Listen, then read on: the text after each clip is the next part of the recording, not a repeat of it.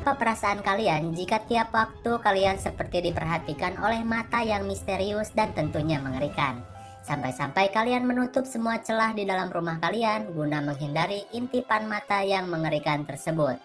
Yap, film ini berjudul The Stare 2016. Di samping ceritanya yang mengerikan, film ini juga diperankan oleh aktris-aktris yang lucu yang tentunya akan mengangkat rating versi gua sendiri.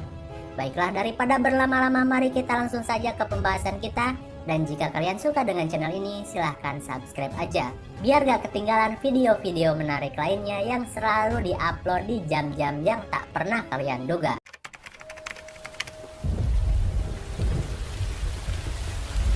Film ini diawali dengan diperlihatkannya tanah yang bergerak dengan suara teriakan minta tolong. Dapat diasumsikan seseorang telah tenggelam di dalam tanah berlumpur itu. Sungguh opening yang cukup mengerikan. Kemudian scene beralih kepada seorang lelaki yang terlihat gelisah. Ia seperti memborong semua selotip yang ada di minimarket tersebut. Lalu seorang teman wanitanya yang terlihat khawatir dengan lelaki tersebut dengan terus mengirimi pesan chat namun tidak pernah dibalas-balas. Dan ternyata selotip itu digunakan untuk menutup semua celah-celah yang ada di kamarnya. Tidak hanya celah yang berada di luar ruangan, bahkan ia sampai menutup celah kulkas dan saluran pembuangan air. Apapun benda yang memiliki celah, ia tutup dengan menggunakan selotip. Sebenarnya ada apa dengan lelaki ini? Hingga pada suatu malam ketika ia tertidur, ia pun mendengar suara lonceng dan ia pun terbangun. Dan ketika ia melirik, tiba-tiba ia lupa bahwa satu kotak penyimpanan yang ia punya tidak diselotip. Ia pun panik dan tiba-tiba muncul mata yang mengerikan memperhatikannya di dalam kotak tersebut. Ia pun ngumpet di bawah tempat tidur dan terlihat di belakangnya dua tangan yang penuh lumpur. Ia pun berteriak dan panik. Lalu film Nozokime alias The Stare pun dimulai. Kembali ke filmnya, kemudian scene diperlihatkan seorang wanita yang bernama Ayano. Ia adalah pegawai di salah satu kantor berita. Ia mempunyai pacar yang bernama Shinji. Terlihat Shinji membawa cincin dan tentunya ia akan segera melamar Ayano di waktu-waktu dekat ini.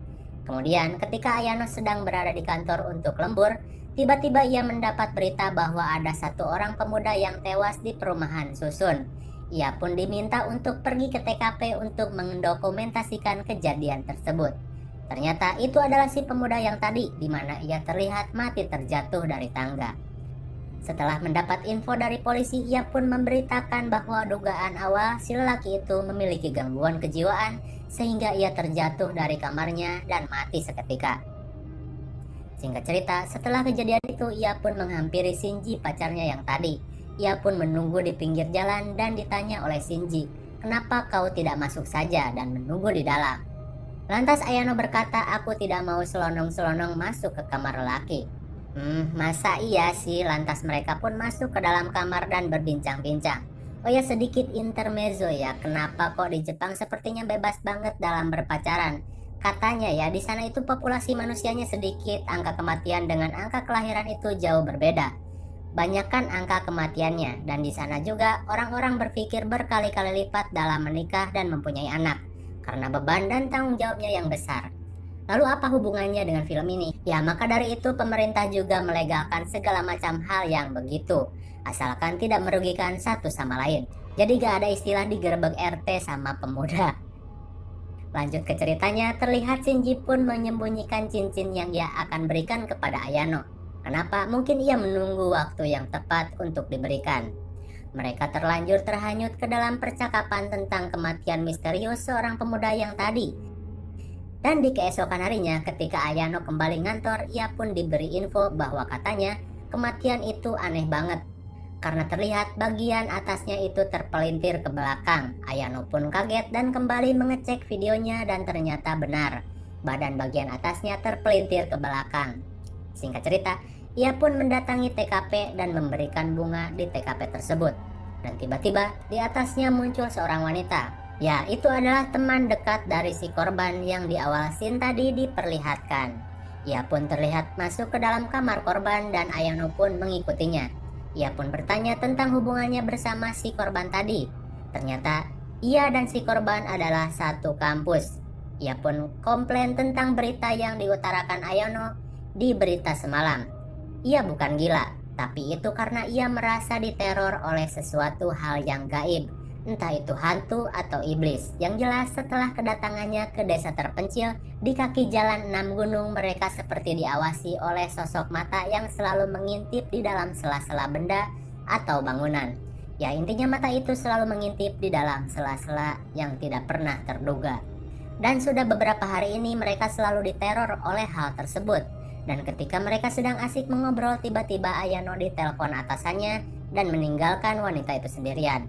Kemudian ketika wanita itu sedang sendiri, tiba-tiba ia pun mendengar suara lonceng. Dan ketika ia melihat ke dalam saluran air, tiba-tiba muncul mata yang mengerikan menatapnya. Ia pun kaget dan terlihat lumpur yang memuncrat dari dalam wastafel. Ia pun panik dan lari ketakutan. Dan itu membuat Ayano heran dan mengecek kembali ke dalam kamar. Namun ternyata di dalam kamar itu bersih, tidak ada tanda-tanda yang aneh yang seperti dialami oleh wanita tadi. Namun ia melihat sedikit saja noda lumpur di dalam kamar tersebut. Singkat cerita, karena penasaran ia pun mengunjungi kampus wanita tadi dan bertanya kepada teman-temannya. Ternyata wanita tersebut sudah tidak masuk kampus hampir 2 minggu lebih. Dan terlihat teman-temannya pun seperti tidak ingin memberikan informasi lebih. Lantas Ayano pun berinisiatif untuk mengunjungi rumah wanita tersebut. Terlihat Ayano pun mengurung diri di dalam kamarnya. Namun tiba-tiba terdengar teriakan histeris dari dalam kamar. Ibunya pun berusaha membuka kamarnya dan terlihat wanita itu sedang histeris ketakutan dengan mata yang ditutup dengan selotip. Ia pun segera dibawa ke rumah sakit untuk dirawat. Setelah dirasa cukup sehat, kemudian Ayano menanyakan secara detail apa yang terjadi.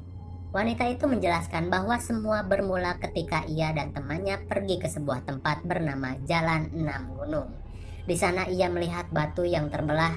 Kemudian ketika sedang melihat pemandangan, ia pun pergi ke sebuah desa yang berada di kaki gunung tersebut. Dan dari sana ia melihat sebuah kuil yang di dalamnya terdapat mata yang misterius dan mengerikan. Dimulai dari sana, setiap kemanapun ia pergi dan melihat celah, ia selalu mendapat gangguan lonceng dan tatapan mata mengerikan dari setiap celah-celah yang ia lihat. Wanita itu pun memberikan foto desa tersebut kepada Ayano. Singkat cerita, karena Ayano penasaran, ia ingin menyelidiki hal tersebut guna untuk kepentingan berita juga. Lantas ia dan pacarnya pun pergi ke tempat tersebut dan mereka pun sampai. Mereka pun memesan kamar penginapan. Terlihat si bapak-bapak penginapan itu begitu senang kedatangan tamu. Itu menandakan jarang sekali orang yang datang ke tempat itu. Lalu ketika Ayano menanyakan jalan menuju Jalan 6 Gunung, raut wajah si bapak itu pun menjadi berubah. Dan ia berkata, jika kalian ingin pergi ke tempat itu, lebih baik kalian jangan menginap di sini saja. Mungkin karena si penginapan tidak mau terkena dampak dari kutukan tempat itu. Namun Ayano berbohong dengan tidak akan pergi ke tempat itu. Lalu ia tetap pergi ke Jalan 6 Gunung meski sudah diperingatkan jangan pergi ke sana. Mereka pun asruk-asrukan masuk ke hutan dan sampailah ia di tempat itu. Terlihat ada batu yang terbelah sama dengan di foto. Kemudian Ayano melihat ke sekitar. Sungguh pemandangan yang mengagumkan. Gua juga jadi pengen pergi ke tempat itu. Namun Ayano tidak menemukan di mana desa yang ditunjukkan oleh wanita tadi. Yang ada malah sungai yang besar, dan setelah ia mencocokkan foto itu dengan sungai, ia pun yakin bahwa desa itu berada di sana. Apakah desa itu ada atau tidak, yang jelas tempat itu berada di sana. Ia pun bergegas untuk mengeceknya, namun dihentikan pacarnya. Dan tiba-tiba terdengar sebuah lonceng. Pacarnya pun kaget. Ayano disuruh untuk tidak berbalik ke belakang dan lari saja. Namun ia malah menoleh, ternyata itu adalah seorang anak dengan pakaian khas para pelancong di zaman dulu. Pacarnya pun langsung membawa Ayano untuk kabur dan diperlihatkan mata si anak itu berubah menjadi mengerikan. Apakah sosok hantu pengintip itu adalah anak tersebut? Tunggu dulu, lanjut lagi ke ceritanya. Mereka pun pulang dan kembali searching di internet mengenai desa itu. Ternyata desa tersebut memang benar adanya. Namun itu 45 tahun yang lalu, sebelum desa itu diubah dan ditenggelamkan menjadi waduk. Lalu mereka pun mulai mencari nama dari desa itu dan ternyata namanya adalah Lulei. Dan ada cerita mengerikan di balik tenggelamnya desa tersebut. Ternyata dulu di desa itu terkenal dengan masyarakat yang gemar membegal para pelancong dan peziarah yang melewati desa itu. Dan sekedar untuk beristirahat saja. Mereka mengambil harta milik pelancong dan membunuh para pelancong yang singgah di desa itu. Dan munculnya hantu pengintip dimulai dari sana. Mereka percaya bahwa hantu itu berasal dari pembantaian para pelancong. Sejenak kita kembali kepada si wanita yang di rumah sakit. Ketika ia sedang tidur, tiba-tiba ia mendengar suara lonceng. Ia tahu bahwa hantu itu akan datang kepada dirinya, kemudian ia melihat ke dalam ventilasi udara. Dan muncullah sosok mengerikan di dalam sana. Dengan mata yang melotot, ia pun lari ketakutan, sampai-sampai ia tertabrak truk dan mati setelah dikejar ke sana kemari oleh mata iblis itu. Dan masih dengan posisi badan atas melintir ke belakang.